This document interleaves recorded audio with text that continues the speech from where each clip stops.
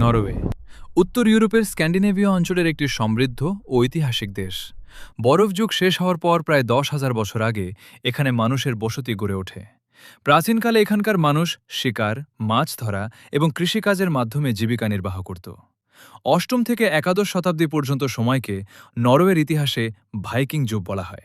এই সময় নরওয়ের সাহসী নাবিক ও যোদ্ধারা ইউরোপের বিভিন্ন অঞ্চল, আইসল্যান্ড, গ্রিনল্যান্ড এবং উত্তর আমেরিকার কিছু অংশ পর্যন্ত সমুদ্রপথে পৌঁছে অভিযান, বাণিজ্য ও বসতি স্থাপন করেন।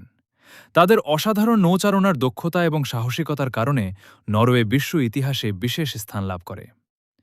দশম ও একাদশ শতাব্দীতে নরওয়েতে ধীরে ধীরে খ্রিস্ট ধর্মের প্রসার ঘটে এবং ওলাফ দ্বিতীয় হ্যারেল্ডসন এই ধর্ম প্রতিষ্ঠায় গুরুত্বপূর্ণ ভূমিকা পালন করেন। ১৩৯৭ সালে ক্যালমার ইউনিয়নের মাধ্যমে নরওয়ে, ডেনমার্ক ও সুইডেন একই শাসনের অধীনে আসে। পরবর্তীতে নরওয়ে দীর্ঘদিন ডেনমার্কের শাসনে ছিল। ১৮১৪ সালে ডেনমার্ক থেকে পৃথক হলেও সুইডেনের সঙ্গে একটি নতুন ইউনিয়নে যুক্ত হয়।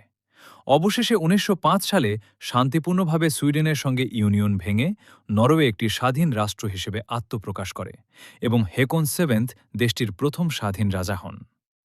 দ্বিতীয় বিশ্বযুদ্ধের সময় ১৯৪০ সালে জার্মানি নরওয়ে দখল করে, কিন্তু ১৯৪৫ সালে যুদ্ধ শেষ হলে দেশটি মুক্ত হয় এবং পুনর্গঠনের কাজ শুরু করে।